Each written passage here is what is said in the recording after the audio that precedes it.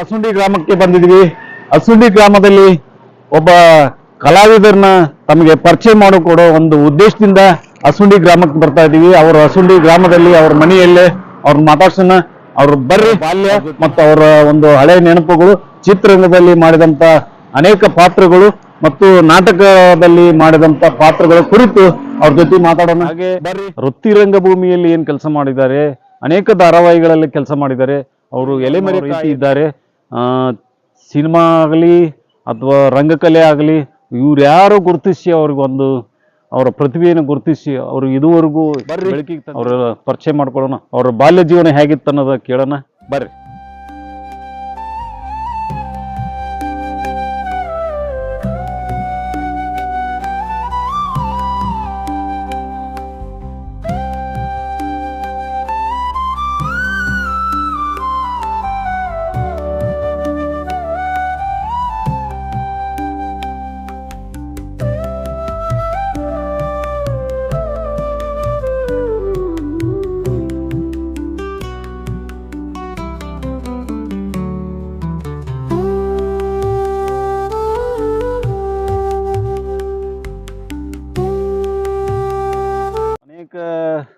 ಸಿನಿಮಾಗಳಲ್ಲಿ ಹಾಗೆ ನಾಟಕ ರಂಗದಲ್ಲಿ ಹಾಗೆ ಮತ್ತೆ ಏನು ಧಾರಾವಾಹಿಗಳಲ್ಲಿ ಕೆಲಸ ಮಾಡಿದ್ದೀರಂತ ಕೇಳಿದ್ವಿ.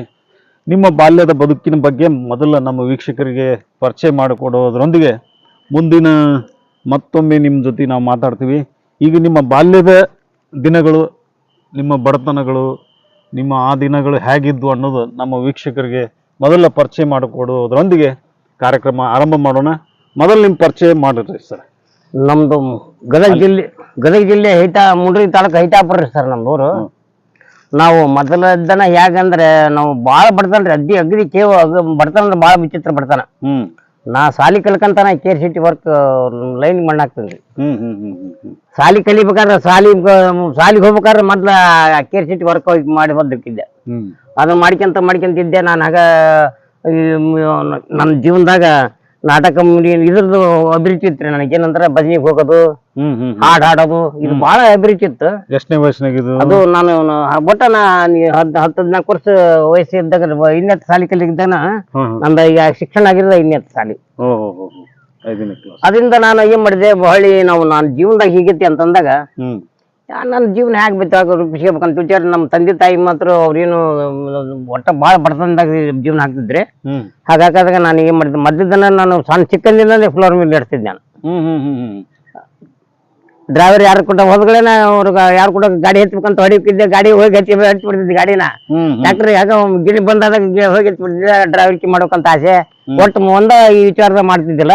ನಮ್ ಬಡತನ ಭಾಳ ಬಡತನ ಸ್ಥಿತಿಗಿತ್ತು. ಎಲ್ಲರೂ ನನಗೆ ಅಪೇಕ್ಷೆ ಪಡ್ತಾರೆ. ಯಾಕಂದ್ರ ಪಾಪ ಏನ್ರಿ ಯಾರಾದ್ರೂ ನನಗೆ ಇವತ್ತಿಗೆ ಸಹಕಾರ ಕೊಟ್ರಿ, ನಮ್ಮೂರಾಗ ಸಹಕಾರ ಕೊಟ್ರ. ಯಾವ ಎಲ್ಲಿ ನಾನು ಜೀವನ ಹಾಕಿವಿ ಅಲ್ಲಿ ನನ್ನ ಜೀವನ ಬಂಗಾರನ ಐತಿ. ಹಂಗಾಗಿ ಈಗ ನಿಮ್ಮ ಬಾಲ್ಯದ ಶಾಲೆ ದಿನಗಳು 5ನೇ ಕ್ಲಾಸ್ ವರೆಗೂ ಶಾಲೆ ಕಲ್ತ್ರಿ. ಮುಂದೆ ಮತ್ತೆ ನೀವು ದುಡಿಲಿಕ್ಕೆ ಪ್ರಾರಂಭ ದುಡಿಲಿಕ್ಕೆ ನಾನು ಬಾಳ ಅಂದ್ರ ನಾನು 5ನೇ ಮುಗಿದ್ರಲ್ಲಿ ಎಷ್ಟ ನೋಡ್ರಿ 13 ವರ್ಷಕ್ಕೆ ಕೆಲಸ ಮಾಡಕತ್ಬಿಟ್ರಿ. ನಾನು ಆ ದಿನಗಳ ಬಡತನ ಅನ್ನೋದು ಬಡತನ ಇತ್ತು. ನಾನು ಕುಕ್ಕನೂರೊಟ್ಟಿಗೆ ಗುಳಗಣ್ಣ ಅವ್ರ ಮನೆಯಲ್ಲಿ ಗುಳಗಣ್ಣ ಅವ್ರ ಮನೆಯಲ್ಲಿ ನಾನು ಅಲ್ಲಿ ಜೀತಾಳಾಗಿ ಅಂತ ಹೇಳಿ ಇಟ್ಕೊಂಡ್ಬಿಟ್ರಿ. ನಮ್ಮನ್ನು ಇಟ್ಕೊಂಡ್ರಲ್ಲ, ನಾನು ಜೀತಾಳಾಗಿ ದುಡಿಯಕ್ಕಿಂತ ಅವ್ರಿಗೆ ಹೇಳಿಲ್ಲ ದುಡಿತಾಳ ಅಂತ ಹೇಳಿಲಿ. ಅವ್ರ ಹಾಗ ನಮ್ಮಲ್ಲಿ ಇಟ್ಕೊಂತಿದ್ರೆ ನಮ್ಮ ಅಪ್ಪ ಪಗಾರ ಕೊಡ್ತಿದ್ರು. ಅಲ್ಲೊಂದ್ ದಿನ ಜೀವನ ಮಾಡಿದ ನಮ್ಗ ಅದು ನಮ್ಗೆ ಹಿಡಿತಿತ್ತು ಕೆಲವೊಂದು. ಅವರು ಹಿರಿಯರ ಡೆತ್ ಆಗಿಂದ ಗುಳಗಣ್ಣ ಅವ್ರ ಮನೆಗೆ ಬಿಟ್ಬಿಟ್ರಿ. ಮೇಲೆ ಮನೆ ಬಿಟ್ಟು ನಾ ಹುಲ್ಕೋಟಿ ಮಿಲ್ಲಿಗೆ ಬರ್ಬೇಕಂತೇಳಿ ನಾನು ಟ್ರ್ಯಾಕ್ಟರ್ ಇತ್ತಲ್ರಿ ಇಲ್ಲಿ ನಾನು ಮ್ಯಾಗ್ನಿಸ್ ಹೇಳ್ತಿದ್ದೆ. ನಾನು ಡ್ರೈವರ್ಗೆ ಮಾಡಿದ್ರಿ, ಟ್ರ್ಯಾಕ್ಟರ್ ಡ್ರೈವರ್ ಮಾಡಿದ್ರಿ. ಅದು ಡೋಣಿ ಗಾಡಿ ಬಿದ್ದ್ಬಿಡ್ತು. ಡೋಣಿ ಗಾಡಿ ಪಲ್ಟಿ ಆಗಿ ಬಿದ್ದರೆ ನಮ್ದ ಗಾಡಿ ಬಿದ್ದಿತ್ತು ಹೇಳಿ ಅವರು ನಮ್ಮೂರ್ ಮಂದಿ ಜಗ್ ಬಂದ್ಬಿಟ್ರು. ಅವಾಗಿನ ಟೈಮ್ ನಮ್ ತಂದೆ ತಾಯಿ ಮಾಡ್ಬಿಟ್ರು, ನಮ್ಗೆ ಗಾಣಿ ಇಡಿಸ್ಬಿಟ್ರು ಅವ್ರು. ಜೀವನದಾಗಿ ನಾ ಡ್ರೈವರ್ಗೆ ಮಾಡ್ಬೇಡ, ಡ್ರೈವಿಂಗ್ ಮಾಡಿದ್ರೆ ನಿನ್ ಜೀವನ ಬಾದಾಗತ್ತಪ್ಪ, ನೀ ಮಾಡ್ಬೇಡ ಅಂತ ಹೇಳಿದ್ರೆ ಒಂದು ಗಾಡಿ ಇಟ್ಬಿಟ್ಟು ನಮ್ಮೂರಾಗಿ ನಿಂತ ಗಾಡಿ ಸಹಿತ ಸ್ಟೇರಿಂಗ್ ಹಿಡಿಯಲ್ರಿ ನನ್ ಮುಂದೆ. ಮತ್ತೆ ತಂದೆ ತಾಯಿ ಆಜ್ಞೆ ಪಾಲಿಸ್ಬೇಕಲ್ಲ. ತಾಯಿ ಆಜ್ಞೆ ತಂದೆ ತಾಯಿ ಆಜ್ಞೆ ಪಾಲಿಸಿದ್ರೆ ಮತ್ತೆ ಮಕ್ಕಳಾಗಿ ಹುಟ್ಟಿ ಸಾರ್ಥಕ ಅಂತ ಉದ್ದೇಶಕ್ಕ ನಾನು ನನ್ನ ಜೀವನದಾಗ ಏನ್ ರೂಪಿಸ್ಬೇಕಂತ ಹಿಂಬಂದಿ ಕೆಲವೊಂದು ಹಗ ಯಾರ ಕತೆ ಎಂತ ಕೆಲಸ ಅಂತ ಬಿಡ್ಲಿಲ್ರಿ. ಸಿಂಟಲ್ಲೂರ್ಗೆ ಬಾವಿ ಕಡಿದ್ವಿ, ಬಾವಿ ಕಡ್ದು ಅಲ್ಲಿ ಬರ್ತಿದ್ದೇವ್. ನಮ್ ಮತ್ತೆ ಆಗ್ಲಾರ್ದಿರ್ತಾರಲ್ರಿ ಮನೆಗ್ ಬಂದ್ಗಳು ಏನ್ರ ಜಗಳ ಹಚ್ಬಿಟ್ರ ನಮ್ಮ ಮನೆಗೆ. ನಾವು ಚಲೋತ್ನಾಗ ಆದ ಮಂದಿಗೆ ಮತ್ತೆ ಬಾಳ ನೋಡ್ರಿ ಅಂತ ಕೇಳ್ಕೊಂತಿದ್ರಿ. ಮಂದಿಗೆ ನಿಂದಕರು ಇದ್ರೆ ನಾವು ಮುಂದ್ ಬರ್ತೀವಿ ಅಂತ ಉದ್ದೇಶಕ್ಕೆ. ನಿಂದಕರ ಬಲ ಜನ ಹಂದಿಗಳೆಲ್ಲ ನಮ್ಮದು ಏನ್ ಚಲ ಅಂತೇಳಿ ಮಂದಿ ಕೊಟ್ಟಾಗ ಅವ್ ಚಲನೆ ಮಾಡ್ಲೇ ಬಿಟ್ಬಿಟ್ಟಿವಿ ನಾವೆಲ್ಲ. ಬಿಟ್ವಿ.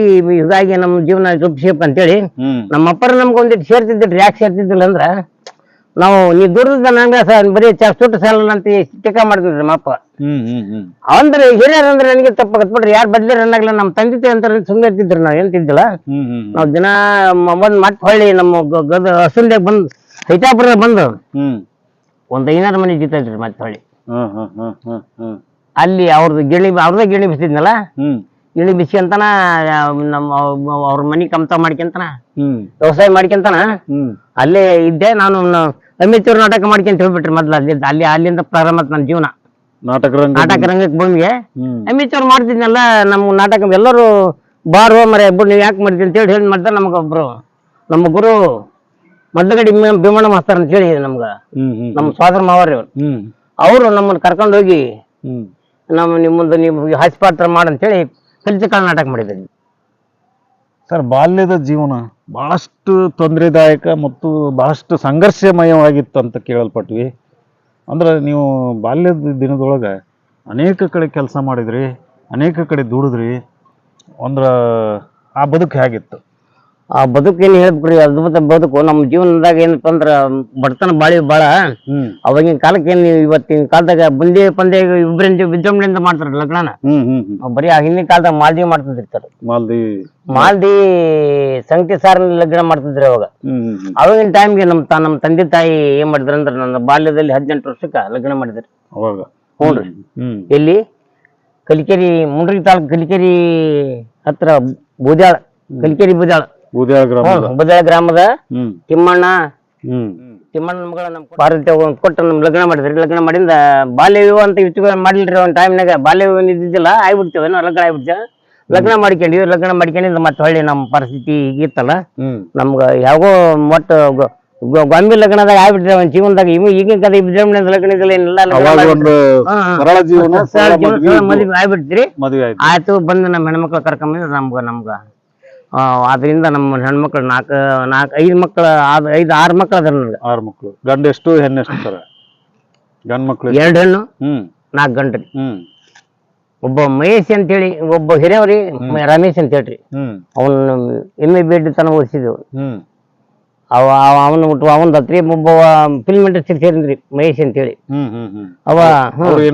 ಅವರು SSLC PU ಸೆಕೆಂಡ್ ಇಯರ್ ಇದ್ದಾರೆ.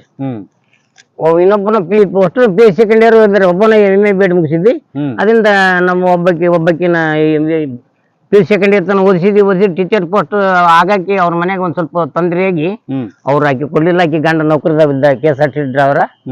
ಆಕಿ ಜೀವನ ಆಕಿ ಚಲೋ ನಡ್ಬಿಡ್ತೇವೆ. ನಾವು ಮತ್ತೆ ತಲೆ ಕೆಡ್ಸಿರ್ಲಿಲ್ಲ.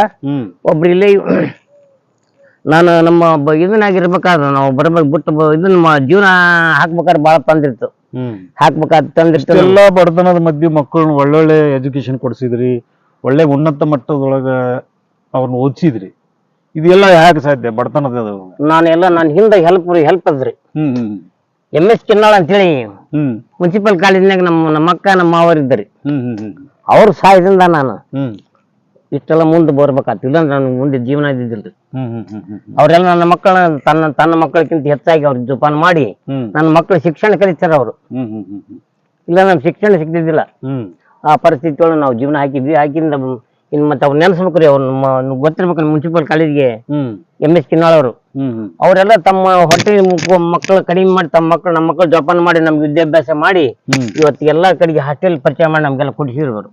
ಕೊಡಿಸಿದ್ರೆ ನಮ್ಗೆ ಚಲೋ ಆತ ಅಂತೇಳಿ ನಾವು ಅವ್ರಿಗೆ ಇವತ್ತಿಗೆ ಹೆಸರು ಹೇಳಿ ಅವ್ರ ಫೋಟೋ ಹಾಕಿ ಪೂಜೆ ಮಾಡ್ತಾರೆ. ನೀವು ಟೈಮ್ ನಮ್ಮ ಮನೆಗೆ ಮಕ್ಕಳು ಒಳ್ಳೊಳ್ಳೆ ವಿದ್ಯಾಭ್ಯಾಸ ಅನುಕೂಲ ಆತಂತೇಳಿ ಮಾಡಿಸಿಂದ ಇವೆಲ್ಲರೂ ವಿದ್ಯಾವಂತರಾದ್ರು. ಒಬ್ಬ ಬೆಂಗಳೂರು ಇಬ್ಬರು ಬೆಂಗಳೂರು ಅದಾರಿ.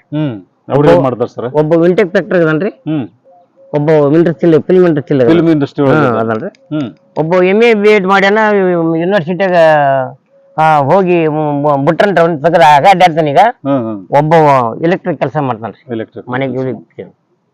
ಹೆಣ್ಮಕ್ಳಂತೂ ಕೊಟ್ಟ ಮನೆಗೆ ಕೊಟ್ಟಾರ ಹೆಣ್ಮಕ್ಳು KSRT ಡ್ರೈವರ್ ಅದಾರಿ, ಅವ್ರನ್ನ ಕೊಟ್ಟು ಲಗ್ನ ಮಾಡಿವಿ. ಅವ್ರು 2 ಮಕ್ಳು ಆಗ್ಯಾವ. ಅವ್ರ ಜೀವನ ಚಲೋ ಐತಿ, ಬಗ್ಗಿ ನಂಬರ್ 1 ಐತಿ. ಒಟ್ಟು ಎಲ್ಲಾ ಮಕ್ಕಳು ಇವತ್ತು ತಮ್ಮ ಕೆಲಸದೊಳಗ ತಮ್ಮ ಕಾಲಿನೊಳಗ ಅಂದ್ರ ತಮ್ಮ ವೃತ್ತಿಯೊಳಗ ತೊಡಗಿದಾರ. ನಿಮ್ಮ ಜವಾಬ್ದಾರಿಗಳು ಕಡಿಮೆ ಆಗಿದೆ. ಇಲ್ಲ ಏನಿಲ್ಲ ಬಿಟ್ರಿ, ಎಲ್ಲ ಅದನ್ನ ದೇವ್ರ ಅನುಗ್ರಹದಿಂದ ನಾನು ಈಗ ಜೀವನ ನಂದ್ರಿಂದ ಮೊದ್ಲಿನ ಬಡತನ ಅನ್ನೋದು ಇತ್ತು. ಈಗ ಬಡತನ ಅನ್ನೋದು ನಮ್ಮ ತುಣ್ಲಿ ಉಳ್ದಾರ್ಲಿ ಈಗ ಅಗ್ದಿ ಆರಾಮ ವಿಶ್ರಮ ಆಗಿ ಜೀವನ ಐತಿ ನಮ್ಮ ಜೀವನ. ವೀಕ್ಷಕರೇ ಕೇಳಿದ್ರಲ್ಲ, ಉಮೇಶ್ ಅವರ ಬದುಕು ಮತ್ತು ಅವರ ಒಂದು ಅವತ್ತಿನ ಬಾಲ್ಯದ ನೆನಪುಗಳನ್ನು ಹೇಳಿದ್ರು. ಮತ್ತೆ ಮುಂದಿನ ಎಪಿಸೋಡ್ನಲ್ಲಿ ಅವರ ರಂಗಭೂಮಿ ಹಾಗೆ ಸಿನಿಮಾ ರಂಗದೊಳಗೆ ಏನ್ ಕೆಲಸ ಮಾಡಿದ್ರು, ಧಾರಾವಾಹಿಯೊಳಗೆ ಏನ್ ಕೆಲಸ ಮಾಡಿದ್ರು ಅನ್ನೋದು ಕುರಿತು ಮುಂದಿನ ಎಪಿಸೋಡಲ್ಲಿ ನಾವು ಮತ್ತೆ ನಿಮಗೆ ಅವರ ಒಂದು ಪರಿಚಯವನ್ನ, ಅವರ ಒಂದು ಅನುಭವವನ್ನು ನಿಮ್ಮ ಮುಂದೆ ಹಂಚ್ಕೊಳ್ತೀವಿ. ಅಲ್ಲಿವರೆಗೂ ನಿಮ್ಮೆಲ್ರಿಗೂ ಧನ್ಯವಾದಗಳು. ನಮಸ್ಕಾರ.